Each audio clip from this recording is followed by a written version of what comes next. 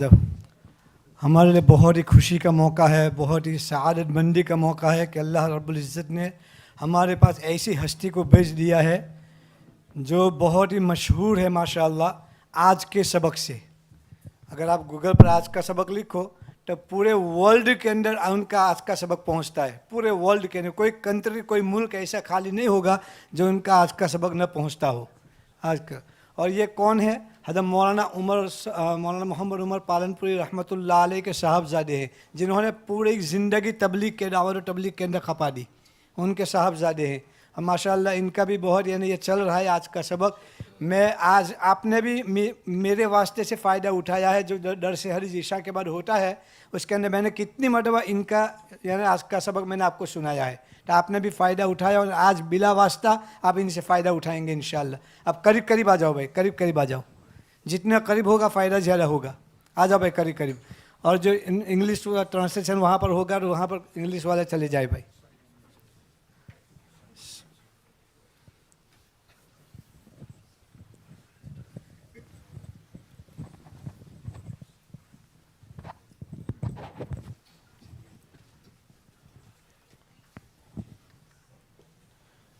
السلام علیکم ورحمۃ اللہ وبرکاتہ۔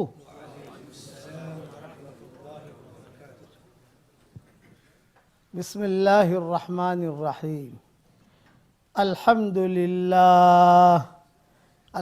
للہ نحمده ونستعینه ونستغفره ونؤمن به ونتوکل علیہ ونعوذ باللہ من شرور انفسنا ومن سیئات اعمالنا ونعوذ باللہ من شرور انفسنا ومن سیئات اعمالنا ونعوذ باللہ من شرور انفسنا ومن سیئات اعمالنا من يهده الله فلا مضل له ومن يضلله فلا هادي له ونشهد أن لا إله إلا الله وحده لا شريك له ونشهد أن سيدنا ومولانا محمدا عبده ورسوله صلى الله عليه وعلى آله وأصحابه وبارك وسلم تسليما كثيرا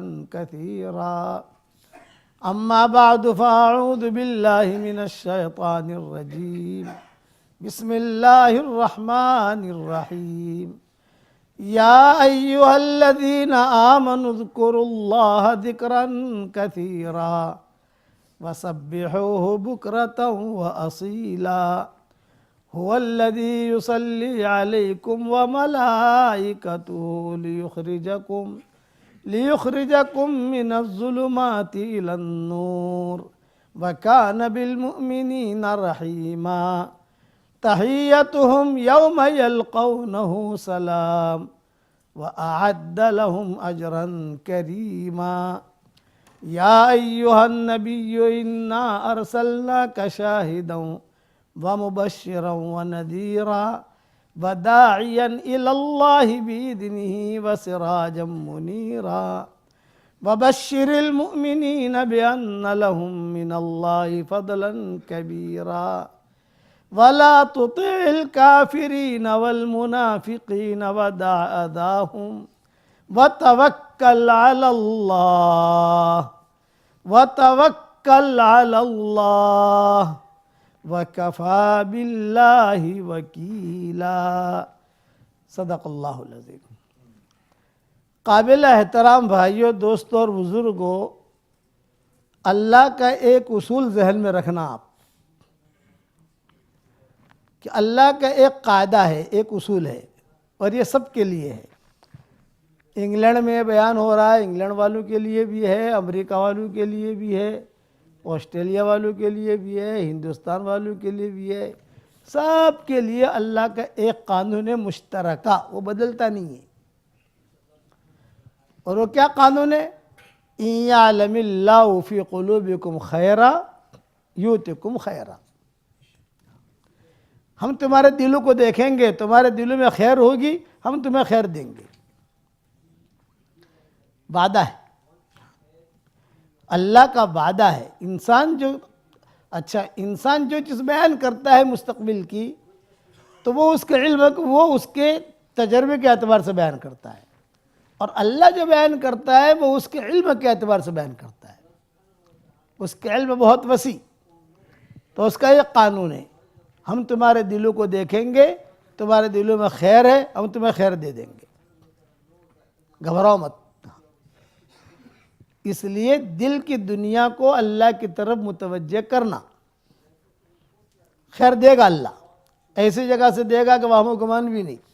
میرے والد صاحب رحمۃ اللہ علیہ فرماتے تھے کہ مشرک ہے ایک آدمی اور اپنے دل کے اندر خیر لیے ہوئے ہے مشرک لیکن خیر لیے ہوئے ہے، تو اللہ تعالیٰ کبھی نہ کبھی اس کو ہدایت دے دے گا.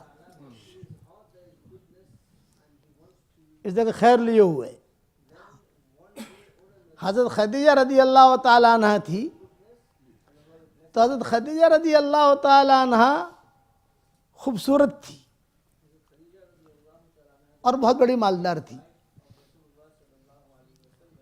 اور جوان تھی، کوئی اتنی بوڑھی بھی نہیں تھی. تو وہ ابھی تک اسلام نہیں آیا، حضور صلی اللہ علیہ وسلم کو نبوت بھی نہیں ملی ہے، نبوت ملنے میں تو بہت دن باقی ہیں ابھی آپ کو. لیکن حضرت خدیجہ اپنے دل کے اندر خیر لیے ہوئی تھی، چپکے اللہ سے کہتی تھی کہ اللہ اے اس گھر کے رب، مجھے حاجت ہے، کوئی اچھا شوہر مل جائے، مجھے انسان ملے، سمجھدار ملے، میری زندگی گزرے، اس لیے میں میرا معاملہ تجھے سونپتی ہوں. ایک سبق یاد رکھنا، ہر فرض نماز کے بعد اللہ تعالیٰ سے ایک دعا ضرور مانگو، اور وہ کیا؟ اے میرے پیارے اللہ، میں میرے سارے معاملات آپ کو سونپتا ہوں، جو خیر ہو مجھے اس طرف لے چل، شر ہو مجھے بچا لے. بس روزانہ یہ دعا مانگنی چاہیے.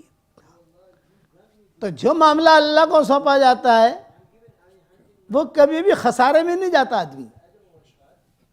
جو خیر ہوگا اللہ وہی کرے گا، شر ہوگا اللہ بچا لے گا. تو حضرت خدیجہ ابھی مشرکہ ہے، اسلام تو آیا ہی نہیں ہے، لیکن چپکے اللہ سے کہتے. اللہ کا گھر تو سب کے نزدیک متبرک تھا، یہود نصارہ مشرکین سب کہتے تھے کہ یہ اللہ کا گھر ہے، یہ اللہ کا گھر ہے، سب سمجھتے تھے. تو کہتی تھی کہ اللہ جو خیر ہے میرے لیے، میں میرا معاملہ تجھے سونپتی ہوں. اچھا مکہ والے سارے کے سارے چاہتے تھے کہ نکاح کرے حضرت خدیجہ کے ساتھ. مانگے آتے تھے، بڑے بڑے مالدار لوگوں کے مانگے آتے تھے، بڑے بڑے عمرہ کے مانگے آتے تھے سب کے. لیکن حضرت خدیجہ انکار کرتی تھی، نہیں.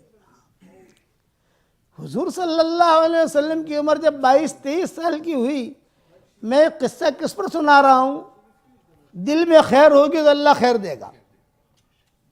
یہ جملہ یاد رکھنا، زندگی بھر آپ کو کام لگے گا یہ جملہ. اس لیے اپنے دل کی دنیا کو آباد رکھو. دل میں اللہ رہتا ہے، اللہ کا گھر ہے دل. جو اللہ کا گھر ہے اس میں کچرا نہیں رکھا جاتا.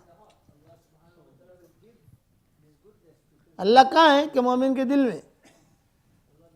تو اللہ کا گھر ہے تو اس کے اندر حسد، کینہ، بغض، بدگمانی، یہ کچرا نہیں ہونا چاہیے.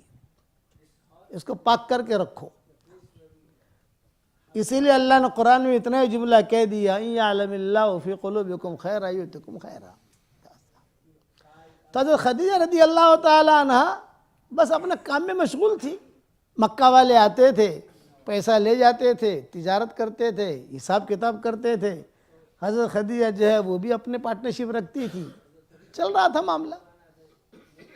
جب آپ کی عمر رسول اللہ صلی اللہ علیہ وسلم کی 22-23 سال کی ہوئی تو علی، یہ ابو طالب اور فاطمہ اسدیہ، یہ ابو طالب کی بیوی تھی، حضرت علی رضی اللہ تعالیٰ عنہ کی والدہ. ان کا نام تھا فاطمہ. ایک ایک گھر کے اندر 2 فاطمہ تھیں، ساس بھی فاطمہ اور بہو بھی فاطمہ۔ جس گھر میں ساس بھی فاطمہ ہو بہو بھی فاطمہ ہو وہ گھر برکتی ہوتا ہے۔ علماء نے لکھا ہے کہ اس میں برکتیں ہوتی ہیں۔ یہ حدیث میں نہیں ہے بھائی، یہ بتاؤں، یہ سارے تجارب صالحین ہیں۔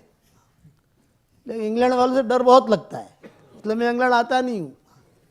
مجھے بہت تجربے ہوئے ہیں یہاں پر، بہت گھوما ہوں میں انگلینڈ کے اندر۔ تو حضرت فاطمہ اسدیہ، یہ تو بعد میں مسلمان ہوئی، فاطمہ اسدیہ تو، ابو طالب تو مسلمان ہوئے ہی نہیں۔ تو ابو طالب کے 4 لڑکے تھے، 2 لڑکے مسلمان تھے، 2 لڑکے مشرک تھے، اور ایک لڑکی تھی ام ہانی، یہ جو ہے یہ چچازد بہن تھی حضور صلی اللہ علیہ وسلم کی۔ تو کتابوں میں لکھا ہے کہ ایک مرتبہ فاطمہ اسدیہ نے اور ابو طالب نے حضور صلی اللہ علیہ وسلم سے کہا کہ بھائی تم بڑے ہو گئے، دھندا بندہ کرو، خرچہ ہے گھر کا۔ فقیر لوگ تھے، کوئی زیادہ مال تھا نہیں ان کے پاس، ابو طالب کے پاس۔ حضرت عباس کے پاس مال بہت تھا، حضرت عباس یہ مالدار تھے، لیکن یہ ابو طالب وغیرہ اتنے زیادہ مال تھا نہیں، اپنا گھر گزر چلتا تھا، حضور صلی اللہ علیہ وسلم کو بھی دیکھتے تھے۔ 42 سال تک ابو طالب نے حضور صلی اللہ علیہ وسلم کی خدمت کی ہے، 42 ایئرس ابو طالب نے حضور کی خدمت کی ہے۔ یہ فاطمہ اسدیہ جو تھی، یہ جب تک ابو طالب زندہ رہے مسلمان نہیں ہوئی، ہو اندر سے مسلمان ہو گئی تھی، لیکن ابو طالب سے ڈرتی تھی، اس لیے ڈرتی تھی کہ پتہ نہیں کیا کرے گا، یہ مجھے چھوڑ دے گا، میرے بچے ہیں، بچی ہے، ایک گھر ہے، ایک تو وہ جلدی سے وہ جو مسلمان نہیں ہوئی۔ لیکن جس دن ابو طالب کا انتقال ہو گیا، اب تو آزاد ہو گئی، تو انہوں نے اسلام قبول کیا۔ اور حضور صلی اللہ علیہ وسلم جب مدینہ منورہ میں حضور صلی اللہ علیہ وسلم کو عروج ہوا، نبوت تو مکہ میں مل گئی تھی، لیکن جب کام بڑھنے لگا اور بہت جو ہے ساری دنیا میں مقبولیت بڑی، نبوت، نبی، تو حضور صلی اللہ علیہ وسلم کچھ عورتوں کے تذکرہ بہت کرتے تھے۔ اس میں فاطمہ اسدیہ بھی تھی، اس میں شیمہ بھی تھی، حضور صلی اللہ علیہ وسلم کی رضائی بہن، اس میں حضرت حلیمہ بھی تھی، اس میں ام ایمن بھی تھی، یہ حبشی عورت تھی ام ایمن، حضرت اسامہ کی والدہ، اور ام ہانی بھی تھی۔ ان لوگوں کے تذکرے حضور صلی اللہ علیہ وسلم بہت کرتے تھے حضرت عائشہ کے سامنے۔ تو فاطمہ اسدیہ مسلمان ہو گئی، حضور صلی اللہ علیہ وسلم نے ہجرت کی تو فاطمہ نے بھی ہجرت کی، یعنی حضرت علی کی والدہ، انہوں نے بھی ہجرت کی۔ مدینہ منورہ جب پہنچے تو کبھی کبھار حضور صلی اللہ علیہ وسلم حضرت فاطمہ سے کہتے تھے، بیٹا فاطمہ آج میں تمہارے یہاں رات گزاروں گا۔ تمہارے یہاں کا مطلب حضرت علی کے گھر نہیں، تمہارے یہاں کا مطلب یہ فاطمہ اسدیہ کے وہاں، حضور صلی اللہ علیہ وسلم کی چچی تھی، اور دوسرا یہ کہ 42 سال تک خدمت کی ہے انہوں نے۔ تو حضور صلی اللہ علیہ وسلم رات بھر، اور حضرت فاطمہ اسدیہ جو ہے رات بھر پرانے قصے یاد کرتے تھے، پرانے قصے، یہ کیا، یہ ہوا، جیسے آدمی کی عادت ہوتی ہے۔ وہاں مدینہ منورہ میں ہی ان کا انتقال ہوا، حضرت علی کی والدہ کا، فاطمہ نام تھا ان کا۔ تو انہوں نے حضور صلی اللہ علیہ وسلم کو خبر دی، حضرت فاطمہ نے آ کر، کہ ابو جی میری ساس کا انتقال ہو گیا، اور علی بھی بہت پریشان ہے، ان پر بھی بوجھ ہے۔ آپ نے فرمایا اچھا ہو فاطمہ کا انتقال ہو گیا؟ ہاں فاطمہ کا انتقال ہو گیا۔ تو آپ نے اپنا کپڑا دیا کفن کے لیے، نبی کا اپنا کپڑا، یہ میرا کپڑا لے جاؤ، اس میں کفن دینا۔ اور صحابہ سے کہا بھی اس کی قبر کھودو گے بقی میں تو ڈبل قبر کھودنا، ڈبل قبر کھودنے کا، ایک آدمی کی قبر جو ہوتی ہے وہ نہیں، جیسے 2 آدمی دفن ہونے والے ہوں، 2 آدمی دفن ہوئے، ایسے قبر کھودنا۔ اب حضور کا حکم تھا، کسی کی ہمت نہیں ہوئی پوچھنے کی، پھر ڈبل قبر کیوں کھودیں؟ ایک آدمی کا انتقال ہوا ہے، ایک عورت کا انتقال ہوا ہے، تو ایک عورت کے بعد قبر کھودے گی اور اس کو دفن کر دیں گے۔ آپ نے فرمایا نہیں، ڈبل قبر کھودنا۔ غالباً حضرت عمر سے کہا یا خالد ابن ولید سے کہا، کسی سے بھی کہا، لیکن کہا صحابہ کو پھر ڈبل قبر کھودنا. جب قبر تیار ہو جائے, جنازہ تیار ہو جائے تو مجھے بلانا. اب بقی میں یہ سارا منظر تھا تو وہاں حضور صلی اللہ علیہ وسلم تشریف لے گئے, سارے صحابہ موجود تھے. تو روایت میں لکھا ہے حضور صلی اللہ علیہ وسلم نے فرمایا بھی ڈبل قبر کھودی؟ ہاں حضرت ڈبل قبر کھودی. بتاؤ کہاں ہے؟ یہ ہے. بہت اچھا. فاطمہ اسدیہ کو رکھو. اس وقت قبر جو ہے مدینہ والوں کی قبر کھودنے کی ترتیب الگ ہوتی تھی, مکہ والوں کی قبر کھودنے کی ترتیب الگ ہوتی تھی. مکہ والے وہ الگ طریقے سے کھودتے تھے, مدینہ والے الگ طریقے سے کھودتے تھے. اسی لیے حضور صلی اللہ علیہ وسلم کی قبر کے بارے میں اختلاف ہو گیا تھا. مکہ والے کہہ رہے تھے ہمارے مکی ترتیب پر قبر کھودیں گے ہم, مدینہ والے کہتے تھے مدنی ترتیب پر قبر کھودیں گے, اور تلواریں نکل آئیں. آپ صلی اللہ علیہ وسلم کی قبر کھودنے کے بارے میں یہ بھی اختلاف ہوا تھا کہ آپ کے انتقال کے بعد بے قبر کیسے بنائی جائے, بغلی بنائی جائے یا سیدھی بنائی جائے. مکہ والوں کی ترتیب الگ تھی, مدینہ والوں کی ترتیب الگ تھی. آج بھی مکہ والوں کی ترتیب الگ ہے, مدینہ والوں کی ترتیب الگ ہے قبر کھودنے کی. جب بھی اللہ لے جائے اب بقی میں جاؤ تو دیکھو ان کے وہ الگ طریقے سے قبر کھودتے ہیں. مکہ میں معلیٰ میں جاؤ وہ الگ طریقے سے کھودتے ہیں وہ لوگ. یہی انتقال حضور, یہی اختلاف حضور کے انتقال کے بعد بھی ہوا تھا. تو اب یہ بات آئی کہ بتاؤ بھی قبر کیسے کھودی جائے, تو سارے مکہ والے کھڑے ہو گئے جتنے مہاجرین تھے ہمارا طریقے پر. آپ نے فرمایا اور کیا رہی ہے؟ تو انصار کھڑے ہو گئے مدینہ والے, ہم مدینہ کے ہمارے طریقے پر. صدیق اکبر امیر تھے. صدیق اکبر نے کہا کہ یار یہ تو ٹینشن کی بات ہے, حضور کو ابھی دفن بھی نہیں کیا ہے اور یہ اختلاف شروع ہو گیا. تو آپ نے کہا بھی مسجد کے دروازے بند کرو. صدیق اکبر نے کہا مسجد کے دروازے بند کرو. سب بند کیے. پھر صدیق اکبر نے اعلان کیا مکہ والوں میں سے اچھی قبر کھودنے والا کون ہے؟ سب مکہ والوں نے مل کر ایک آدمی کو کھڑا کیا, یہ ہے. اچھا, اور مدینہ والوں میں سے اچھی قبر کھودنے والا کون ہے بھائی؟ ابو بکر بھی تو مکہ والے تھے نا, حضرت عمر بھی مکہ والے تھے, سعد بن عبادہ یہ لوگ مدینہ والے تھے. سعد بن عبادہ, سعد بن معاذ کا تو پہلے ہی انتقال ہو چکا تھا, لیکن سعد بن عبادہ تو زندہ تھے حضور کے انتقال پر. تو صدیق اکبر نے کہا مدینہ والوں میں اچھی قبر کھودنے والا کون ہے بھائی؟ ایک کو کھڑا کیا, اور دونوں سے صدیق اکبر نے کہا بھئی تم دونوں دروازے سے نکل جاؤ, مکہ والے بھی چلا جاوے, مدینہ والا بھی چلا جاوے, جہاں جانا ہے جاؤ. نکال دیا. کہاں جاوے بھئی؟ جہاں جانا ہے جاؤ, جب ضرورت پڑے گی بلائیں گے تمہیں. تو یہ دو ماسٹر تھے. ماسٹر کا مطلب سمجھے ٹاپ 1 قبر کھودنے والے, مکی اور مدنی. یہ دونوں چلے گئے. اب صدیق اکبر نے پورا مجمع جمع کیا اور جمع کر کے یوں کہا کہ دیکھو بھی یہ اختلاف ہو رہا تھا, اس لیے میں نے مکی کو بھی نکال دیا, مدنی کو بھی نکال دیا, لیکن اب قبر تو کھودنی ہے. تو تم جب مدینہ والے جاویں اور اپنے آدمی کو ڈھونڈ کر لاویں, مکہ والے جاویں اپنے آدمی کو ڈھونڈ کر لائے, جو سب سے پہلے مسجد نبوی میں داخل ہوگا ان کی ترتیب پر قبر بنے گی. اللہ سمجھ میں آئیو کہ نہیں آئیو؟ تو ظاہر بات ہے کہ بھئی لندن کا ڈرائیور ہو اور اگر بلیک بن میں گاڑی چلاوے تو اس کے راستے معلوم نہیں ہے اس کو, اور بلیک بن والوں کو لندن کے راستے معلوم نہیں ہے, گلیاں کیا ہے گلیاں کیا پتہ نہیں. تو مکہ والا ڈھونڈنے کے لیے گیا اپنے مکی ساتھی کو, مدینہ والا بھی ڈھونڈنے گیا اپنے مدنی ساتھی کو. تو مکہ والا بیچارہ ڈھونڈتا رہا یہاں یہاں یہاں, اور یہ مدینہ والوں کو معلوم تھا کہ یہ فلاں ہوٹل میں ہوگا, فلاں جگہ بیٹھا ہوگا, فلاں کے گھر میں ہوگا, فلاں کے وہاں جا کر پکڑ کے لے آیا مدنی کو.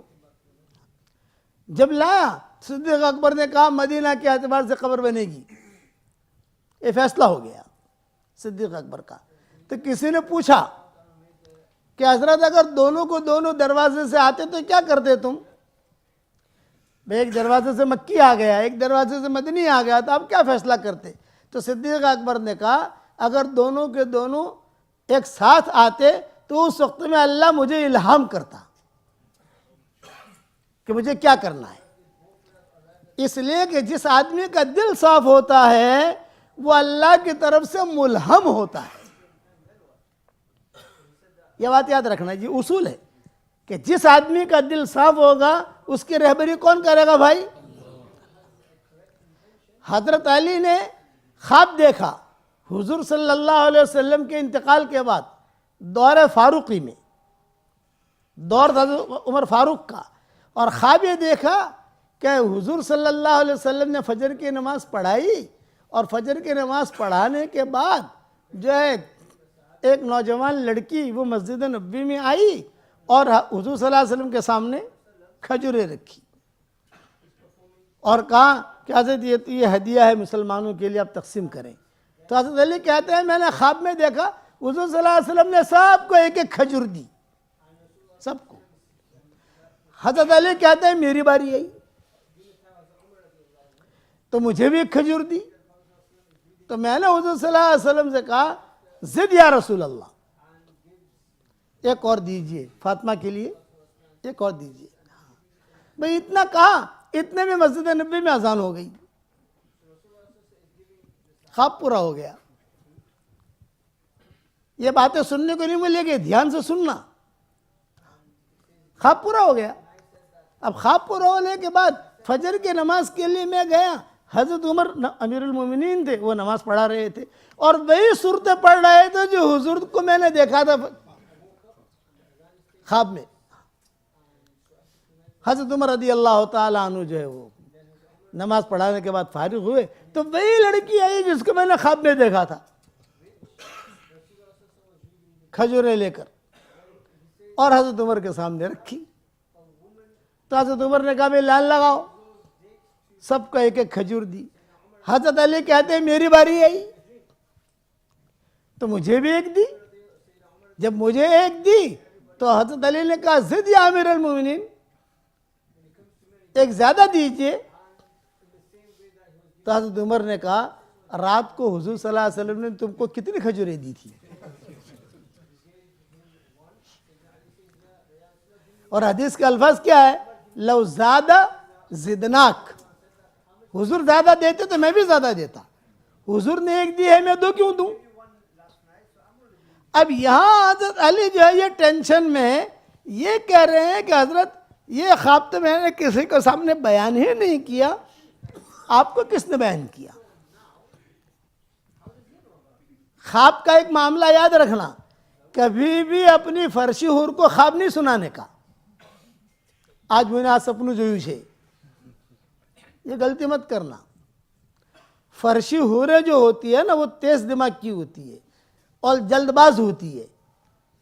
جا کے کہنا مت ورنہ مجھے انگلینڈ کا ویزا نہیں ملے گا. مجھے تیز دماغ کی ہوتی ہے تھوڑی سی وہ, اس لیے وہ جو کہے گی وہ ہو جائے گا.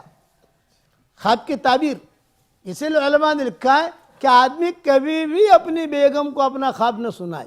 بار بار کوئی خواب آئے, کوئی بھلا آدمی ہو, کوئی اچھا عالم ہو, کوئی تمہارے یہاں کوئی معبر ہو یا کوئی اس لائن کا ماہر ہو, تو اس کو آدمی جا کر خواب سنائے کہ میں نے یہ خواب دیکھا, یہ خواب دیکھا, یہ خواب دیکھا. تو حضرت علی کہتے تھے امیر المومنین میں نے تو یہ خواب کسی کو بھی نہیں کہا, میں نے دیکھا اور میں آپ کے پاس یہاں آیا, یہ آپ کو کس نے خبر دی؟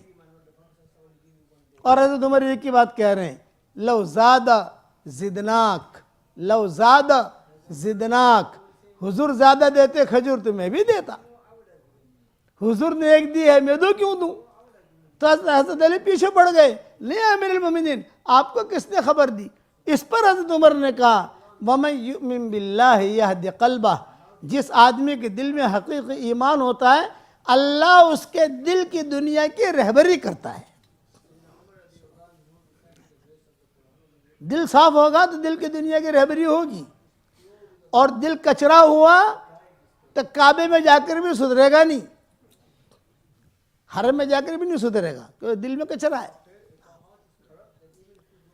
ہمیشہ یہ اصول یاد رکھنا. آج کا میرا سبق یہی ہے, اِن یعلم اللہ فی قلوبکم خیرا یؤتکم خیرا. اس کے اندر مرد اور عورتیں یہ سب آ گئی. تو فاطمہ اسدیہ کا میں قصہ سنا رہا تھا, ڈبل قبر کھودنا یہ دل کی صاف تھی. حضور صلی اللہ علیہ وسلم فرماتے تھے اس عورت نے میری جتنی خدمت کی ہے مجھے پتہ نہیں کسی نے اتنی خدمت کی ہو. کھانا آتا, اچھا کھانا آتا, میرے لیے رکھ دیتی. دودھ آتا, میرے لیے رکھ دیتی. اپنے بچوں کے لیے نہیں, اپنے بیٹے کے لیے نہیں, محمد پیے گا. بچوں کو بعد میں نہلاتی, سب سے پہلے مجھے نہلاتی. 42 سال. تو حضور نے کہا ڈبل قبر کھودو. ڈبل قبر کھودی گئی. حضور صلی اللہ علیہ وسلم نے پوچھا میں ڈبل قبر کھودی؟ کہا ہاں حضرت. تو آپ نے فرمایا فاطمہ اسدیہ کو داخل کرو. داخل کیا, یا یہ کہ داخل نہیں کیا, لیکن یہ کہ پہلے حضور قبر میں اترے. جنازہ لاش اس کے باہر رکھی گئی فاطمہ اسدیہ کی, اور حضور صلی اللہ علیہ وسلم خود اترے قبر میں, اور اتر کر حضور صلی اللہ علیہ وسلم لیٹے. یہ ہماری شریعت میں پہلی عورت ہے کہ جس کے لیے ڈبل قبر کھودی گئی. حضور صلی اللہ علیہ وسلم یہ لیٹے. کافی دیر تک دعا مانگتے رہے. سارے صحابہ دیکھتے رہے, کہہ رہے حضور صلی اللہ علیہ وسلم لیٹے ہیں, دعا مانگ رہے ہیں. جو اس کو نکالا حضور صلی اللہ علیہ وسلم کو, وہ بھی رکھا, اور سب. جب فاطمہ اسدیہ کی قبر پاٹ دی گئی, قبر ٹھیک ٹھاک کر دی گئی, تو صحابہ نے پھر حضور سے پوچھا کہ حضرت یہ آپ نے جو ہے اپنا کفن کے لیے کپڑا بھی دیا, اور آپ نے جو ہے تھوڑا سا قبر میں آرام بھی کیا, یہ کیوں کیا؟ تو آپ نے فرمایا اس عورت کے مجھ پر بہت احسانات ہیں. میرا کپڑا میں نے اس لیے دیا تاکہ اللہ تعالیٰ جنت کا سندس کپڑا اسے پہنائے, ایک, اور میں وہاں اس لیے لیٹا تاکہ قبر کا عذاب اسے نہ ستائے. کہ نبی جہاں لیٹتا ہے تو وہاں قبر کا عذاب نہیں آتا. میں نے اس لیے کیا. دل کا خیر کہاں سے کہاں تک پہنچ گیا ہے بتاؤ. اس لیے دل میں خیر ہوگی تو اللہ تعالیٰ آپ کو خیر دے گا, گھبرانے کی بات نہیں ہے. حضور صلی اللہ علیہ وسلم کی تشکیل کی حضرت علی, یہ ابو طالب نے اور فاطمہ اسدیہ نے.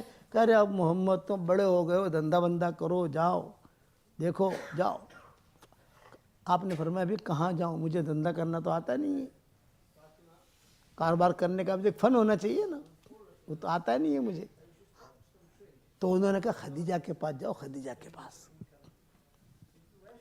وہ سب کو پیسہ دیتی ہے, تو آپ کو بھی پیسہ دے گی. اِن یعلم اللہ فی قلوبکم خیرا یؤتکم خیرا. یہ جملہ یاد رکھنا تو آپ کو پورا بیان سمجھ میں آ جائے گا. پیشانی کے اوپر خیریں ہوتی ہیں. اگر جس کا دل صاف ہوتا ہے تو پیشانی کے اوپر نور دکھائی دیتا ہے, آدمی سمجھ جاتا ہے کہ یہ آدمی کیسا ہے. اسی لیے کہتے ہیں کہ صاحب گھوڑے پالو. اگر آپ لوگوں کے پاس زمین ہے تو گھوڑے پالو, گھوڑے رکھو. گھوڑوں کی قسم اللہ نے کھائی ہے. جس چیز کی قسم اللہ کھائے نا وہ بہت بڑی چیز ہے جو اللہ قسم کھا رہا ہے. چھوٹی چیز کے اللہ قسم نہیں کھاتا. گھوڑے حدیثوں میں آتا ہے کہ گھوڑا پالو, اس لیے کہ گھوڑا اپنے مالک کے لیے تہجد کے وقت میں روزانہ مغفرت کی دعا کرتا ہے اپنے مالک کے لیے. اب وہ گھر ہونا چاہیے, ایسا جنگل ہونا چاہیے, ایسا باغ ہونا چاہیے, ایسی جگہ ہونی چاہیے. تو حضور صلی اللہ علیہ وسلم کو حضور صلی اللہ علیہ وسلم کو حضرت خدیجہ پہچانتی نہیں تھی. اتنا محمد ہے, یہ ابو طالب کے یہاں رہتے ہیں, اور حضرت خدیجہ کو سارے پہچانتے تھے مکہ مکرمہ کے اندر. ابو طالب نے اور فاطمہ اسدیہ نے بھیجا حضور کو, تم جاؤ وہ لائن لگی ہے, دیکھو وہ لائن لگی ہے, تم بھی اپنا فقیری کا پیالہ لے کر کھڑے ہو جاؤ. حضور صلی اللہ علیہ وسلم کھڑے ہو گئے. جب حضور صلی اللہ علیہ وسلم کھڑے ہو گئے تو حضرت خدیجہ کی نگاہ پڑی. آپ کی عمر 23 سال 24 سال کے قریب تھی اس وقت میں. حضرت خدیجہ کی نگاہ پڑی. حضرت خدیجہ جو فوراً پہچان گئی کہ یہ لڑکا ٹاپ ہونے والا ہے, ابھی نبوت نہیں ملی ہے.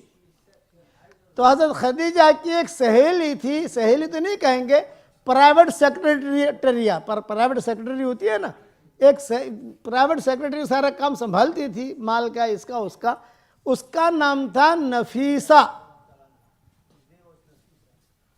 اس کو بلایا حضرت خدیجہ نے, یہ کہا کہ نفیسہ وہ پیچھے وہ لڑکا جو کھڑا ہے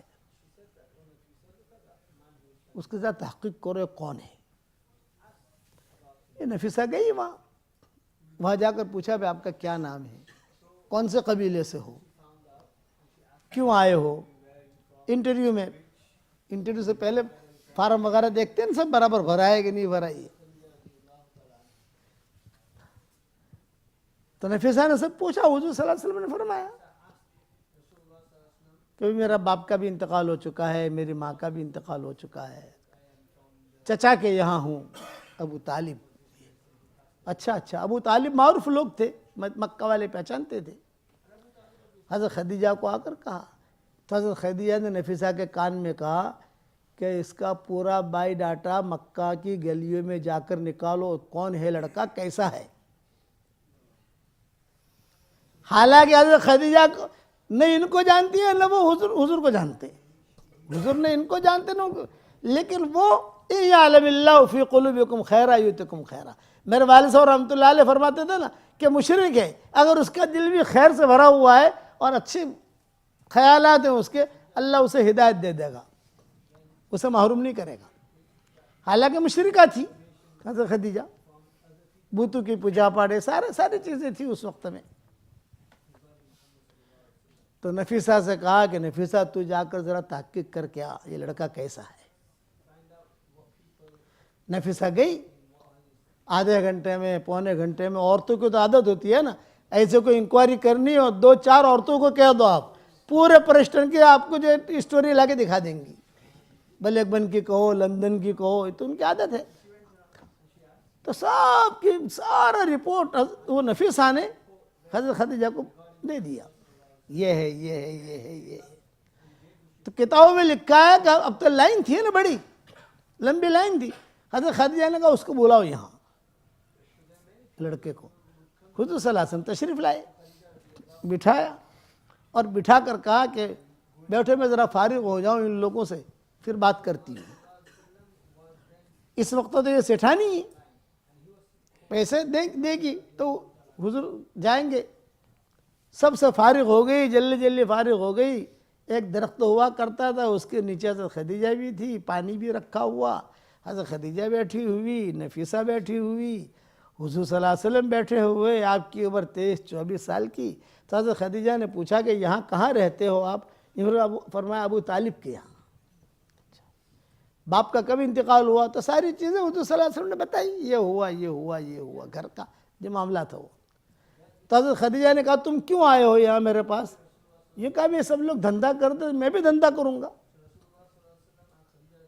مجھے کچھ پیسے مل جائیں, میں بھی کاروبار کروں گا. حضرت خدیجہ نے کہا ٹھیک ہے, یہ خیریں چل رہی ہیں, دل میں خیر ہوگی تو خیر آپ کو آ کر سلام کرے گا, سلام. اور اگر دل میں خیر نہ ہوئی تو مسجد میں آ کر بھی محروم رہے گا, قرآن پڑھ کر بھی محروم. اسی لیے کسی کہنے والے نے کہا ہے فاسقوں کو شباب نے مارا, عاشقوں کو شراب نے مارا, منشیوں کو حساب نے مارا, مولویوں کو کتاب نے مارا. ہم جو بچ رہے تھے اب تک, ہمیں روٹی کباب نے مارا. آدمی چلا گیا اس کے اندر, ایمان بھی کھو دیتا ہے, جھوٹ بھی بول دیتا ہے, دھوکہ بھی دے دیتا ہے, جیسے اللہ چھٹی پر گیا ہے. پتہ ہی نہیں اسے کہ انی سمیع قریب مجیب ہے قرآن کے اندر, اور انی سمیع قریب کہ اللہ سننے والا بھی ہے, قریب بھی ہے. دوسری جگہ ہے کہ قبول کرنے والا بھی ہے. نحن اقرب الیہ من حبل الورید.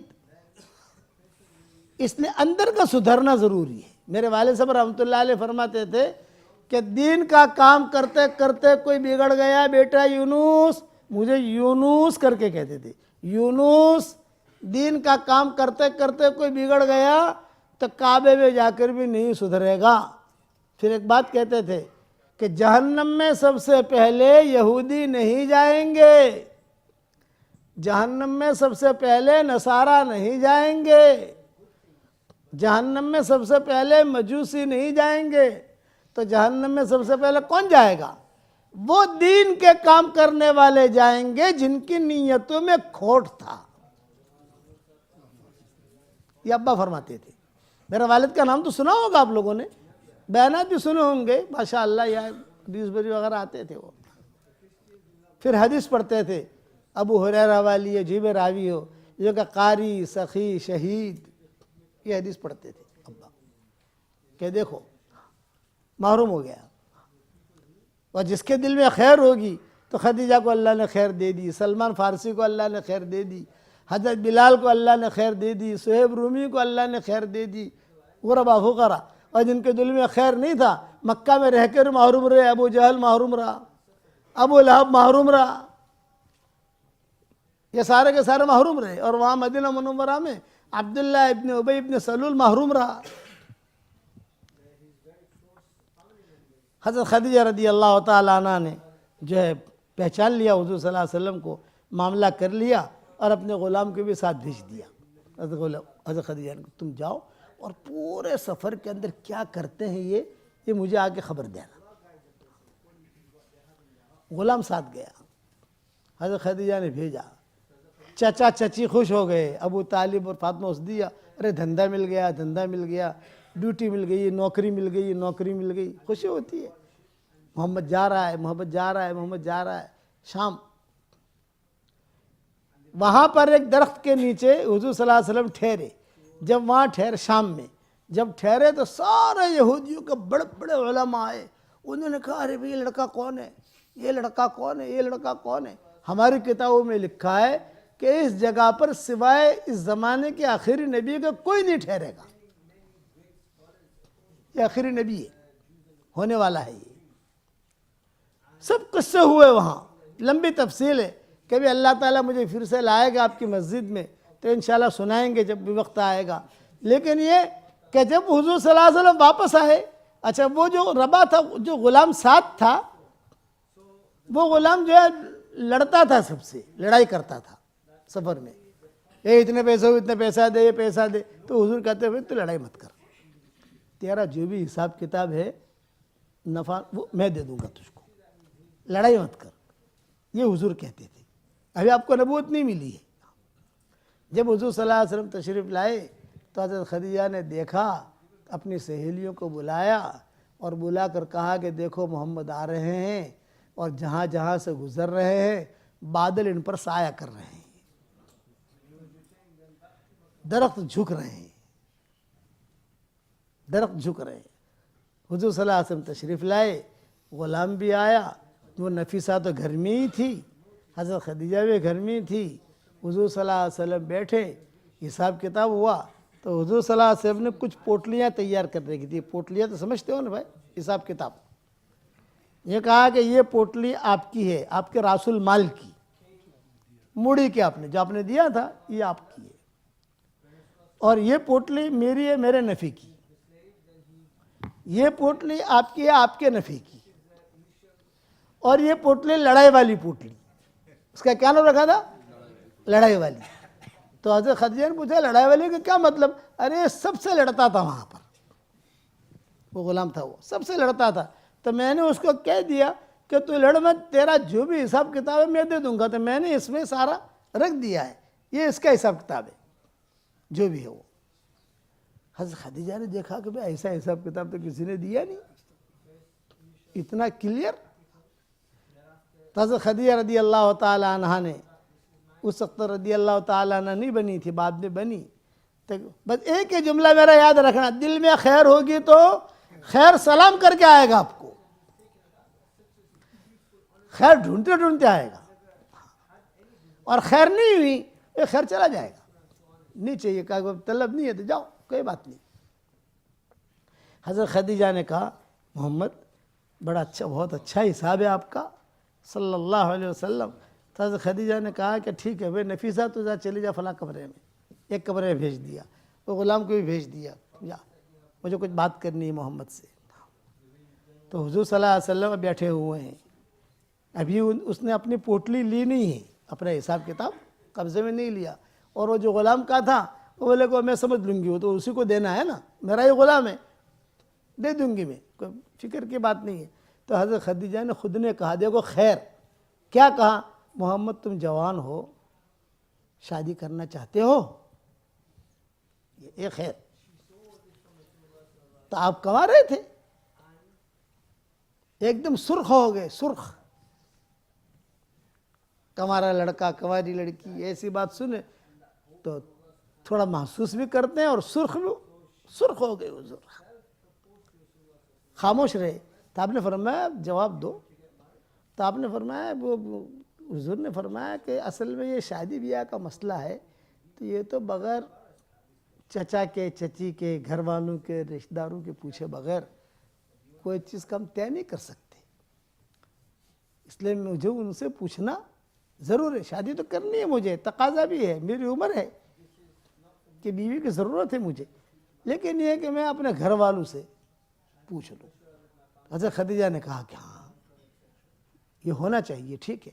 تو فرمایا تمہارا کون سی پوٹلی یہ ہے, آپ نے اپنی پوٹلی لے لی. حضرت خدیجہ نے اپنی پوٹلی بھی ہدیہ دی, راس المال, مڑی کہتے ہو نا آپ لوگ, مڑی, وہ دے دی. تو حضور کو بہت خوشی ہوئی, میرا نفع تو ملا ہی مجھے, لیکن یہ راس المال مڑی میں مل گئی. پھر حضرت خدیجہ نے اپنا جو نفع تھا وہ بھی دے دیا, یہ اور خوشی. وہ غلام کا جو تھا بولو غلام کو میں دے دوں گی, جو بھی ہے وہ میرے حصے میں. یہ تو سارا نفع, سارا راس المال, یہ سارا دے دیا. تو حضور کو تو بہت خوشی ہوئی کہ گھر والے خوش ہو جائیں گے, بہت اچھا کما کے لایا. گھر میں فقیری تھی, پہلی ٹرپ میں اچھا نفع ہو گیا.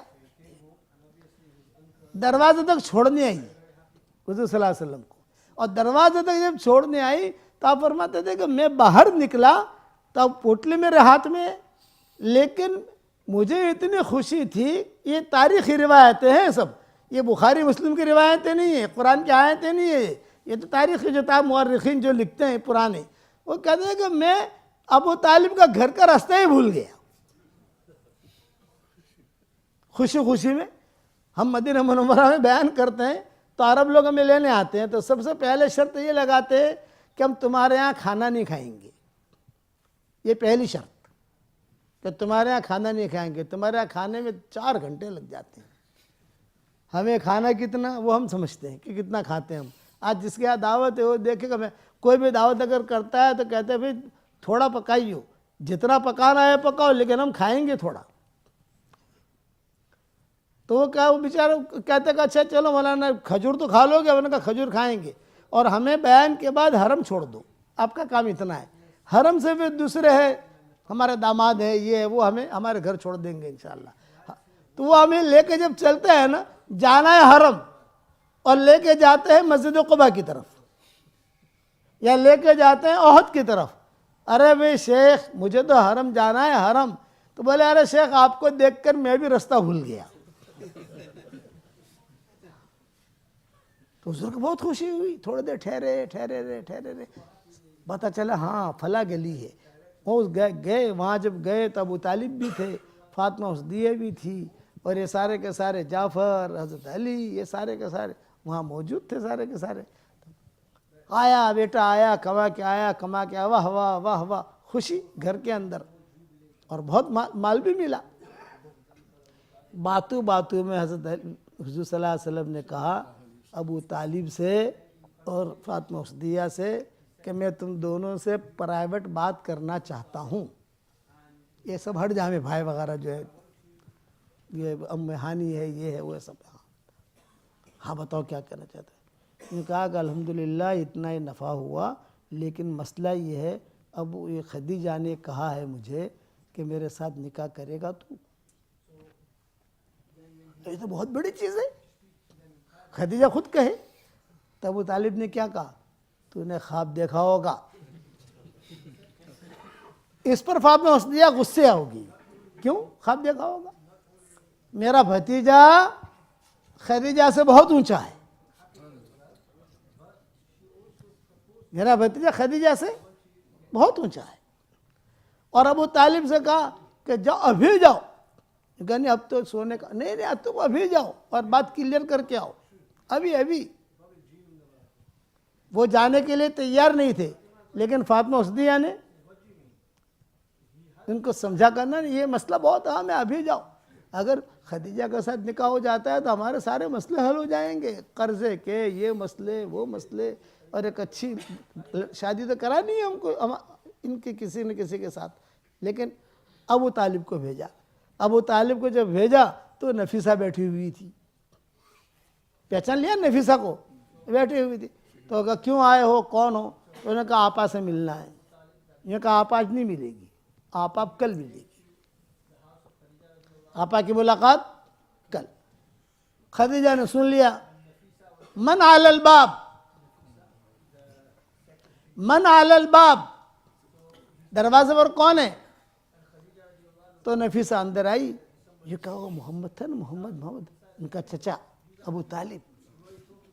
ارے بلاؤ بلاؤ بلاؤ بلاؤ بلاؤ. ابو طالب اندر گئے. حضرت خدیجہ نے ان کا اکرام کیا، استقبال کیا. استقبال کیا، بٹھایا. ابو طالب نے پوچھا کہ بھی ایسے ایسے بات میں نے سنی ہے، صحیح ہے؟ تو خدیجہ نے کہا ہاں صحیح ہے.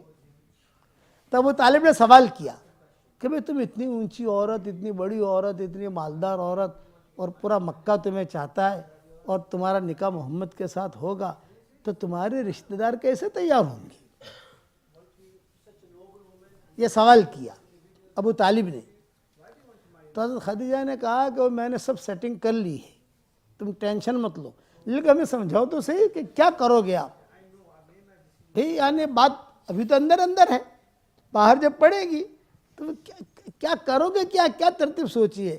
تو حضرت خدیجہ نے کہا کہ دیکھو میری ترتیب یہ ہے، میرے خاندان کے جو بڑے بڑے ہیں، خاص طور سے میرے والد، بعض علماء نے لکھا ہے کہ اس وقت ان کے والد زندہ تھے، بعض علماء نے لکھا ہے کہ اس وقت ان کے والد کا انتقال ہو چکا تھا، لیکن کوئی دوسرے لوگ بڑے بڑے جو گھر کے جو بڑے ہوتے ہیں وہ تھے. یہ کہ میری عادت یہ ہے کہ روزانہ میرے خاندان کے جو بڑے اس قسم کے لوگ ہیں جو سارا کارواں سنبھالتے ہیں اور ان کے پیچھے پیچھے ہم لوگ چلتے ہیں، روزانہ سورج غروب ہونے کے بعد سب کو ایک ایک بوتل شراب کی پلا دیتی ہوں روزانہ.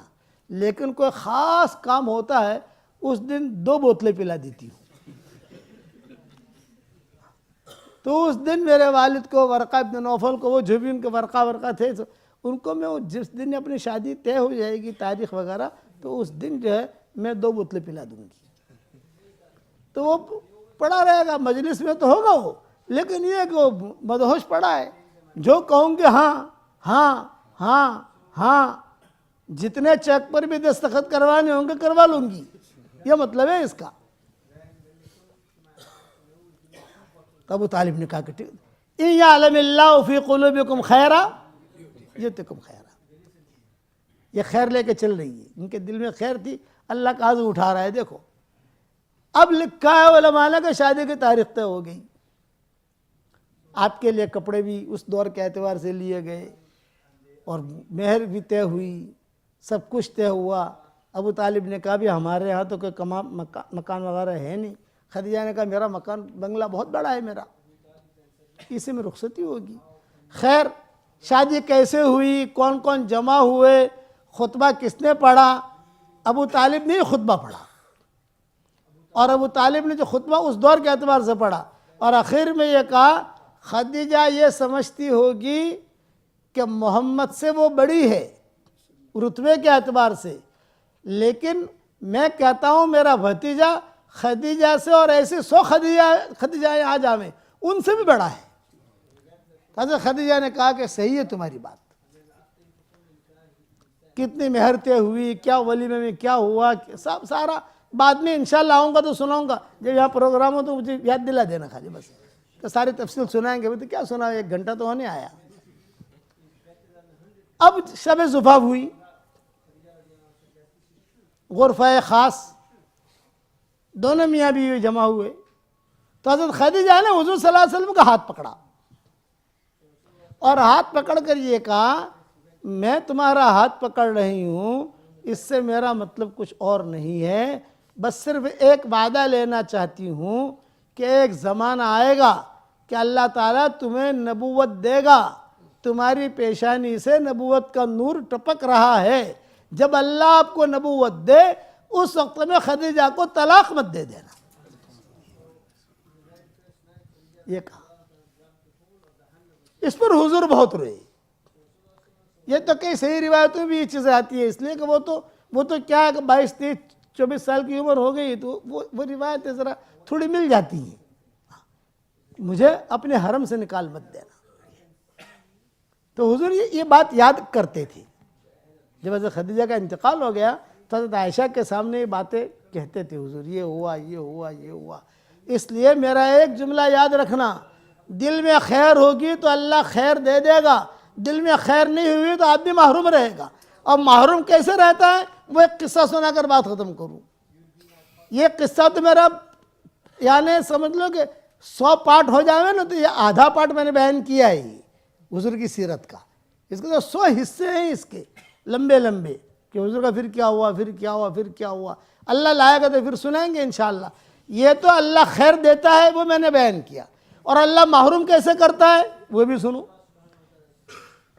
یہاں افغانستان میں آج سے 600 سال پہلے 700 سال پہلے زبردست زلزلہ آیا،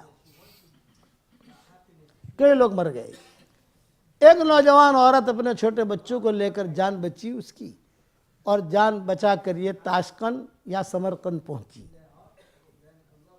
وہاں سے بارڈر سے ملتی ہیں افغانستان سے، ہمارے بھی سفر ہوئے ہیں اس جگہ پر، کافی ہم نے گشت کی ہے، تاشقند میں، سمرقند میں، بخارا میں، اس سب جگہ ہمارے کافی سفر، یعنی لمبے لمبے ہم نے سفر کیے ہیں وہاں، ٹرینوں کے بھی اور گشت بھی بہت کیے ہیں وہاں۔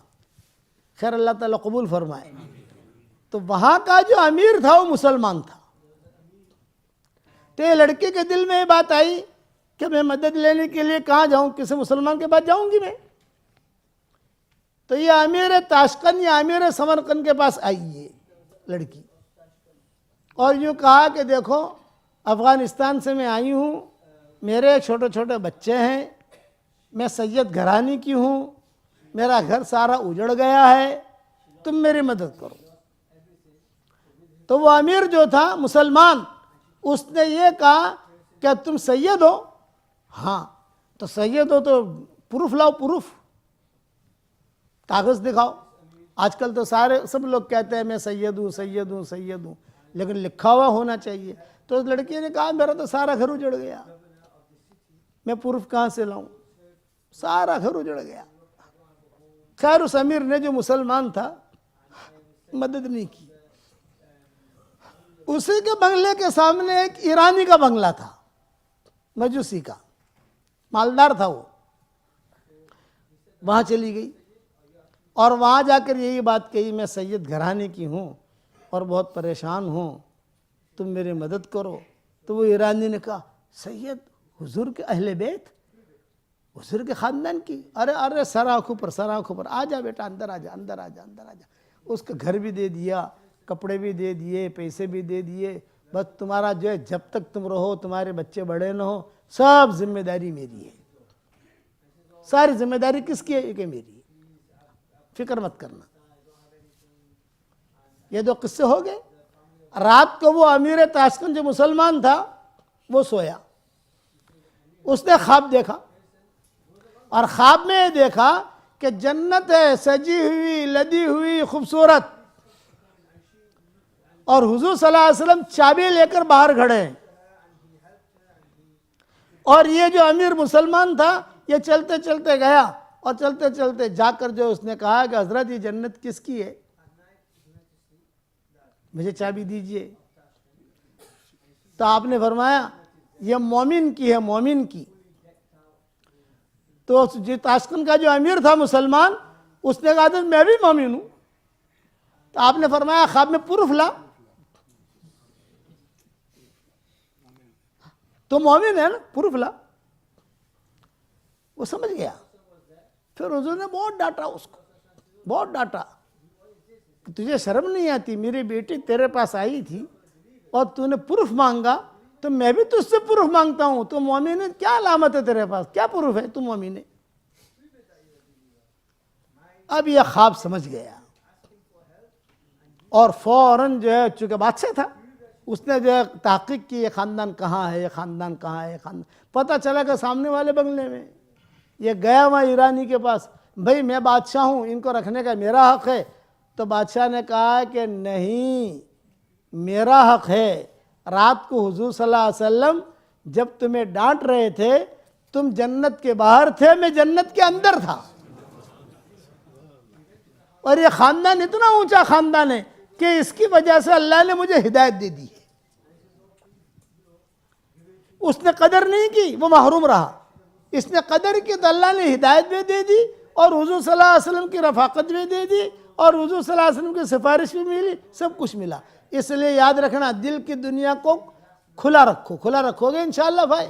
ہاں, دل کی روزانہ اللہ, دیکھو ایک مسئلہ بتاتا ہوں, ایک مسئلہ دھیان سے سننا. دل دو قسم کے ہوتے ہیں, ایک قلب سلیم, ایک قلب سقیم. قلب سلیم اسے کہتے ہیں جس دل کے اندر کوئی کچرا نہ ہو, اس کی دعا بھی قبول, اس کی عبادت بھی قبول. اور قلب سقیم اسے کہتے ہیں جس دل میں کچرا بھرا ہوا ہو, اس کی کوئی دعا قبول نہیں ہوگی, اس کی کوئی عبادت قبول نہیں ہوگی. سارے علماء کا اتفاق ہے. نیکیاں ملیں گی. عشاء کی نماز ہم نے پڑھی, ہمارے دل میں خدا نخواستہ کچرا ہے, تو فرشتہ کیا لکھے گا؟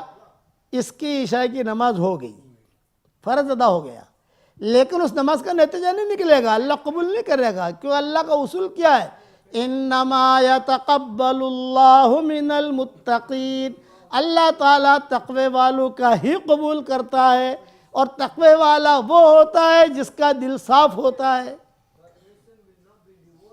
اس لیے روزانہ اللہ سے دعا مانگو. پڑھو میرے ساتھ, اللہم انی اسألک قلبا سلیما.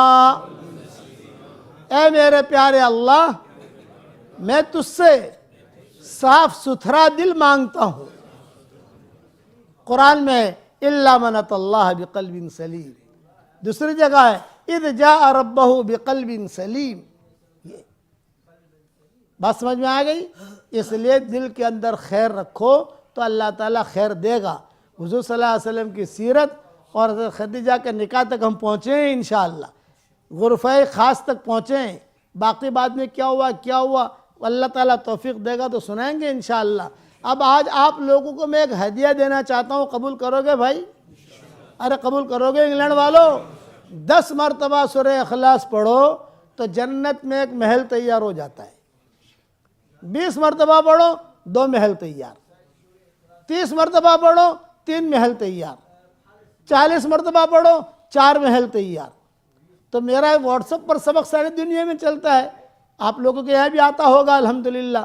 تو میں میرے شاگردوں سے پڑھواتا ہوں, 313 مرتبہ سورہ اخلاص پڑھنے کی عادت ڈال دو تو روزانہ انشاءاللہ 31 محل جنت میں تیار ہو جائیں گے. اور 104 مرتبہ قرآن شریف پڑھنے کے برابر اللہ ثواب دے گا. اور انشاءاللہ کوئی انکم ٹیکس والا آپ کو فون نہیں کرے گا. دنیا میں اگر آپ جو ہے 2 بنگلے بنا لو, 2 پلاٹ لے لو, 2 فلیٹ لے لو, کھڑے ہو جاتے ہیں نہیں, پیسے کہاں سے رہے, حساب کتاب دو, یہ کرو یہ کرو. اللہ نے ہمارا دین اتنا آسان کیا ہے لیکن ہم اس پر عمل نہیں کرتے. حضرت ابو ہریرہ رضی اللہ تعالیٰ عنہ فرماتے ہیں, میں حضور صلی اللہ علیہ وسلم کے پاس آیا تو سامنے ایک صحابی تھے, وہ سورہ اخلاص پڑھ رہے تھے, حضور صلی اللہ علیہ وسلم سن رہے تھے. جب وہ پڑھ چکے تو حضور صلی اللہ علیہ وسلم نے فرمایا, ابو ہریرہ وجبت. وجبت کیا مطلب؟ واجب ہو گئی, واجب ہو گئی. ابو ہریرہ نے پوچھا, حضرت کیا واجب ہو گئی؟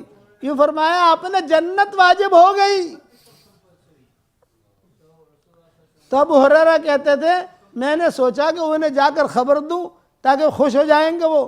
میں تھوڑا دور نکلا لیکن اتفاق یہ تھا کہ میرا دوپہر کا کھانا حضور کے ساتھ تھا. میں نے کہا یار انہیں ڈھونڈنے جاؤں گا تو میرا کھانا رہ جائے گا. حضور کے ساتھ کھانا یہ بھی تو برکت کی چیز ہے نا, یہ رہ جائے گا. تو میں ڈھونڈنے نہیں گیا ان کو, میں نے کہا پہلے کھانا کھا لوں بعد میں ڈھونڈوں ان کو. تو حضور صلی اللہ علیہ وسلم کے ساتھ کھانا کھایا, پھر ڈھونڈنے نکلا, وہ صحابی ملے نہیں. یعنی ایک مرتبہ سورہ اخلاص پڑھنے پر آپ فرما رہے ہیں واجب ہو گئی, واجب ہو گئی, واجب ہو گئی. 10 مرتبہ سورہ اخلاص پڑھو. حضرت عمر سے کہا حضور صلی اللہ علیہ وسلم نے, اے عمر 10 مرتبہ سورہ اخلاص پڑھ, جنت میں ایک محل تیار ہو جائے گا. حضرت عمر نے کہا کہ حضرت 10 مرتبہ پڑھوں ایک محل تیار؟ آپ نے فرمایا ہاں. حضرت عمر نے کہا میں تو بہت محل بناؤں گا. آپ نے فرمایا جتنے بنانے ہو بنا. تو میں میرے شاگردوں کو کہتا ہوں, شاگردنوں کو کہتا ہوں, رات کو نیند نہ آوے نا تو یوٹیوب پر ٹائم ضائع نہیں کرنے کا, سورہ اخلاص پڑھتے پڑھتے سو جانے کا, تو بنگلے بھی تیار ہو جائیں گے انشاءاللہ اور نیند بھی آ جائے گی انشاءاللہ. اور جو اللہ جنت میں بنگلہ دینے پر قادر ہے وہ اللہ دنیا میں بھی دے سکتا ہے. ارے دے سکتا ہے نہیں دے سکتا, وہ اللہ دنیا میں بھی دے گا. کرو گے انشاءاللہ. تو میری طرف سے جو ہدیہ ہے وہ کچھ چیزیں ہیں, ذہن میں رکھ لو. 313 مرتبہ سورہ اخلاص, 313 مرتبہ درود شریف, 313 مرتبہ استغفار, 313 مرتبہ سورہ فاتحہ. یہ ٹاپ 1 نسخہ ہے. اس نسخے کا نام ہے جاندار, شاندار, مالدار, دیندار, ایماندار. اور یہ میری تسبیح ہے, اس کا نام بھی ہے جاندار, شاندار, مالدار, دیندار, ایماندار. اب جو ہے 313 مرتبہ سورہ اخلاص, 313 مرتبہ درود شریف, 313 مرتبہ استغفار, 313 مرتبہ سورہ فاتحہ. روزانہ تو پڑھنا تھوڑا مشکل ہے بھئی, 2 دن میں پورا کر لو, 3 دن میں پورا کرو, 4 دن میں پورا کرو. 1 ہفتے کا کورس ہے. میں 1 ہفتہ اللہ سے کہتا ہوں 1 ہفتے میں تو آدمی پڑھ سکتا ہے. دکان پر جاتے جاتے پڑھ لے وے, مائیں بہنیں بیٹیاں اپنا چائے بناتے بناتے پڑھ لے وے, روٹی بناتے بناتے پڑھ لے وے, کیا حرج ہے اس میں. 1 ہفتے کا کورس ہے. اس کے بعد جو دعا مانگو گے اللہ آپ کی دعا قبول کرے گا. اور یہ میری تسبیح ہے جاندار, شاندار, مالدار, دیندار, ایماندار. تو میری عادت ہے جس امام کے پیچھے میں نماز پڑھتا ہوں عشاء کی, اس کو ہدیہ دے دیتا ہوں. یہ لو مبارک صاحب, اللہ مبارک کرے, یہ آپ کو ہدیہ. سب کو تو دے نہیں سکتے. یہ پاؤنڈ بھی بہت لائے گی انشاءاللہ, بہت برکتی ہے. آپ لوگ عمل کرو گے انشاءاللہ. اب ایک دعا پڑھ لو میرے ساتھ, ربنا اغفر لی ولوالدی وللمؤمنین یوم یقوم الحساب. جو یہ دعا 1 مرتبہ پڑھے گا اس وقت میں جتنے مسلمان مرد اور عورتیں دنیا میں ہوں گے ان سب کے برابر اللہ اس کے اکاؤنٹ میں نیکیاں داخل کرے گا. کتنی بڑی فضیلت ہے بھائی. میری جو کتاب آتی ہے, میرے قرآن کے ترجمے کئی آ گئے ہیں الحمدللہ. انگریزی میں آ گئے, رومن انگلش میں آ گئے, ہندی میں آ گئے, اردو میں آ گئے اللہ کے فضل سے, برمی زبان میں آ گئے, کیرلا زبان میں آ گئے, بنگلور زبان میں آ گئے, انگریزی میں بھی آ گئے الحمدللہ, سب زبانوں میں آ گئے. ہر جگہ پر میں کہتا ہوں کہ یہ دعا لکھ لو شروع میں حوالے کے ساتھ, تاکہ کم سے کم آدمی 1 مرتبہ تو پڑھ لے یار, نیکیاں تو آ جائے اکاؤنٹ کے اندر. پڑھتے رہو گے انشاءاللہ. تیسری بات, ہمیشہ میں دعا کرتا ہوں اس کے لیے جو میرے لیے دعا کرتا ہے. اگر آپ میرے لیے دعا کرو گے تو میری دعا میں پارٹنر رہو گے انشاءاللہ. اور ایک وظیفہ اور بتاتا ہوں, اللہ کی رحمت کی چادر میں لپیٹنا ہے, آنا ہے اپنے کو. حضور صلی اللہ علیہ وسلم نے فرمایا عصر کی نماز سے پہلے 4 رکعت غیر سنت موقدہ جو پڑھنے کا اہتمام کرے گا اللہ کی رحمت اسے ڈھانپ لے گی. آدمی عصر سے پہلے 4 رکعت سنت پڑھتا نہیں ہے, سنت موقدہ تو نہیں ہے نا. ارے فضیلت کتنی ہے یہ تو دیکھو تم, فضیلت کتنی ہے. پڑھو گے انشاءاللہ اور اللہ تعالی ہم سے بہت خوش ہو جاوے. وہ دعا بتاؤں آپ کو کس سے اللہ خوش ہوتے ہیں, پڑھو میرے ساتھ, رب اغفر لی ذنوبی فإنہ لا یغفر الذنوب غیرک. حدیث شریف میں آتا ہے بندہ بندے جب یہ سب پڑھتے ہیں تو اللہ اتنے خوش ہوتے ہیں، واہ واہ واہ واہ واہ واہ، بہت خوش ہوتے ہیں. 2-3 دن پہلے ہی میں نے وائرل کیا یہاں سے، اس کو بھی پڑھا کرو انشاءاللہ. اور ہمارا دعوت کا کام سدا بہار ہے، سب دعوت کے کام میں لگو گے انشاءاللہ. پہلے تو یہ نیت کرو کہ انشاءاللہ مرتے دم تک ہم اللہ کے سارے احکامات پورے کریں گے، کہو انشاءاللہ. اور یہ بھی نیت کرو کہ مرتے دم تک دعوت کے کام کو اپنا کام بنا کر زندگی گزاریں گے انشاءاللہ. لیکن صفات کے ساتھ کرنا ہے دعوت کا کام، کھیل نہیں کرنا بھائی، کھیل نہیں کرنا. ہاں کچھ بھی دین کا کام کرو صفات کے ساتھ کرو. حرم شریف میں بیٹھا ہوا تو ایک نوجوان بھاگا آیا، حضرت جی دعا کیجئے دعا کیجئے. میں کیا دعا کروں؟ میں کہا حضرت جی میں ایک مدرسہ کھولنا چاہتا ہوں تو دعا کرو اللہ مجھے کامیاب کرے. میں نے کہا بیٹھ بھائی بیٹھ. کیا کھولنا چاہتا ہے؟ مدرسہ. میں نے کہا میرے بیٹے مدرسہ کھولنا لیکن مہربانی کر کے دکان مت کھولنا. اللہ سمجھ میں آوی کہ نہیں آوی؟ دکان مت کھولنا. آج دکان کھولنے والے بہت ہوتے ہیں. اچھا ہے، سب سے آسان دھندا ہی ہے، مدرسہ کھول کے بیٹھ جاؤ. اس سے آسان دھندا کیا ہے؟ کچھ کرنا نہیں، کچھ بھی نہیں. اخلاص کے ساتھ کرو گے تو بھاؤ ملے گا وہاں، ورنہ حشر کا میدان میں خالی ہاتھ آئے گا. حضرت ثوبان کی روایت ہے، حضور صلی اللہ علیہ وسلم نے فرمایا کیا ثوبان کچھ لوگ ایسے ہیں حشر کا میدان میں تہامہ پہاڑ کی نیکیوں کے برابر نیکیاں لے کر آئیں گے لیکن ساری نیکیاں ضائع، خالی ہاتھ. تو حضرت ثوبان نے کہا وہ بدبخت لوگ کون ہیں؟ تو آپ نے فرمایا وہ تنہائی میں گناہ کرنے والے لوگ ہیں. تمہارے بھائی ہیں جو تنہائی میں گناہ کریں گے، تنہائی میں گناہ کرے، لوگوں کو بیوقوف بنائے. لوگ تو بیچارے دے دیں گے لیکن یہ چیز حشر کے میدان میں مجرم بنا کے کھڑا کرے گی. اچھا آدمی تھا، لڑکا اچھا تھا، آنکھوں میں آنسو آ گئے. میں کہا مولانا آج سے کینسل، میرا ارادہ دکان کھولنے کا ہی تھا. نہیں، جو مدرسے ہیں اسے مضبوط کرو. میں ایک جگہ گیا 3 کلومیٹر میں 3 مدرسے، 3 کلومیٹر. وہ دعا کے لیے لے جاتے تھے. میں نے کہا یار یہ 3 کلومیٹر میں 3 مدرسے، ارے یا اللہ ایک مدرسہ کافی تھا. لیکن کیا ہے کہ چندہ آتا ہے اور انگلینڈ والے بہت چندہ دیتے ہیں، یہاں کا پیسہ بھی بھاری. اس کا خیال رکھو کہ دکانیں نہیں کھولنی، تحقیق کر کے دو تحقیق کر کے دو، بغیر تحقیق کے نہیں. اور اللہ تعالیٰ سے مقبولیت مانگو گے انشاءاللہ. اب مجھے بتاؤ اللہ کے راستے میں جانے کے لیے کون کون تیار ہے؟ خالی ہاتھ اوپر کر لو بس. ارے واہ، مولوی جلت کی مسجد ہے نا، ہمارے مولوی جلت کی مسجد ہے. ہمارے مولوی جلت صاحب کے ساتھ بہت قصے ہوئے ہیں اور حافظ پٹیل کے ساتھ بھی بہت قصے ہوئے ہیں.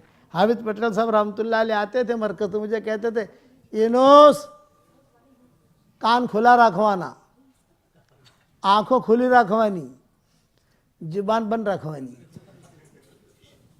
یہ حافظ صاحب مجھے کہتے تھے کہ کان کھلا رکھوانا، آنکھوں بھی کھلی رکھوانی اور زبان جیسے نہیں بند رکھوانی. تو میں بھی آپ کو یہی نصیحت کرتا ہوں، خاموش رہنا سیکھو، کم کھانا سیکھو. زیادہ کھانے کے فضائل نہیں ملیں گے، کم کھانے کے فضائل ملیں گے. زیادہ بولنے کے فضائل نہیں ملیں گے، کم بولنے کے فضائل ملیں گے. کسی زمانے میں یہود نصارہ کے یہاں بولنے کا روزہ ہوتا تھا، نہیں بولنا، بس 24 گھنٹہ بولنا نہیں، یہ روزہ ہوتا تھا. اس لیے زبان کا میٹھا بول جو لوگوں کے دلوں کو جوڑ دے کروڑوں نفلوں سے بھاری ہے. زبان کا کڑوا بول جو لوگوں کے دلوں کو توڑ دے کروڑوں گناہوں سے بھاری ہے. زبان کے بول میٹھے رکھو گے انشاءاللہ. دعا کر لو. اللہم لک الحمد کما انت اہل فصلی وسلم علی سیدنا محمد کما انت اہل وفعل بنا ما انت اہل فإنک اہل التقوی واہل المغفرہ. اے ہمارے پیارے اللہ، ہمارے گناہوں کو معاف فرما، ہماری خطاؤں سے درگزر فرما، ہمارے اس مجمع کو قبول فرما، ان کی محنت کے کرنے کو قبول فرما، ان کے جمع ہونے کو قبول فرما. اے اللہ جس کرم سے آپ نے ہمیں اس جامع مسجد میں جمع کیا ہے، تیرے اسی کرم سے جنت الفردوس میں، تیرے نبی کے پڑوس میں، ہماری قیامت تک کے آنے والی نسلوں کے ساتھ تو ہم سب کو جمع فرما دے، ہمارا کھویا ہوا دین واپس دے دے، ہمارا کھویا ہوا قرآن واپس دے دے۔ اے اللہ، جس نے بھی مجھے دعاؤں کے لیے کہا ہو، دعاؤں کے لیے خطوط میں لکھا ہو، جس کا مجھ پر کسی قسم کا حق اور احسان ہو، جو مجھے اپنی دعاؤں میں یاد کرتے رہتے ہوں، مائیں بہنیں بیٹیاں مجھے اپنی دعاؤں میں یاد کرتی رہتی ہوں، میری ساری دعاؤں میں ان کا پورا پورا حصہ نصیب فرما۔ اے اللہ، میری تشکیل پر جو ایک ہفتے میں 313 مرتبہ سورہ اخلاص پڑھے، 313 مرتبہ درود شریف پڑھے، 313 مرتبہ استغفار پڑھے، 313 مرتبہ سورہ فاتحہ پڑھے، اے اللہ اس کے ساری دعاؤں کو قبول فرما، اس کے پریشانیوں کو دور فرما۔ اے اللہ، رسول اللہ صلی اللہ علیہ وسلم کی حقیقی محبت تو ہمیں عطا فرما۔ اے خوبصورت پردے والے، اے خوبصورت چادر والے، ہمارے عیبوں پر پردے ڈال دے، مصطفی الاخیار میں شامل فرما، بھلے بندے بندیوں میں شامل فرما۔ اے اللہ، جس کے دل میں جائز مراد ہو، آپ جانتے ہیں، آپ کے بندے بندیاں جانتی ہیں، عافیت سے ان کے جائز مرادوں کو پوری فرما کر اس میں خیر کے شکل اور صورتیں پیدا فرما۔ اے اللہ، رسول اللہ صلی اللہ علیہ وسلم نے جتنی خیر کے لائن کی دعائیں مانگی ہیں، وہ ساری کے ساری ہم سب کے لیے مقدر فرما اور پوری امت کے لیے مقدر فرما، اور جن شرور سے پناہ چاہی ہو ان شرور سے ہماری حفاظت فرما اور پوری امت کی حفاظت فرما۔ اے اللہ، جن کے لڑکے اور لڑکیاں شادی کے لائق ہیں، غیر شادی شدہ ہیں، بہترین جوڑوں کا ان کے لیے انتظام فرما۔ اے اللہ، جو بھی اولاد ہے انہیں نیک صالح اولاد عطا فرما۔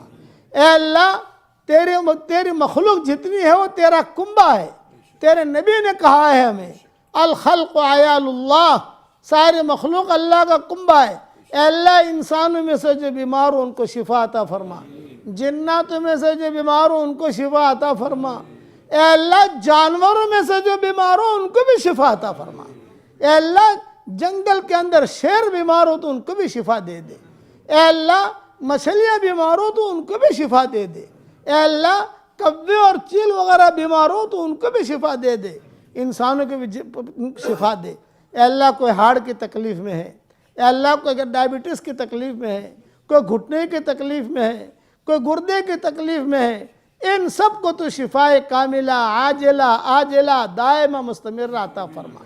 اے اللہ، ہمیں مانگنا نہیں آتا مگر تجھے دینا تو آتا ہے، اپنے کرم سے عطا فرما۔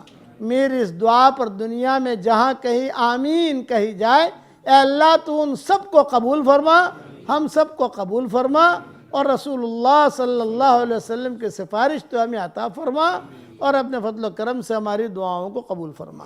سبحان ربنا رب العزت عما یصفون وسلام علی المرسلین والحمد للہ رب العالمین۔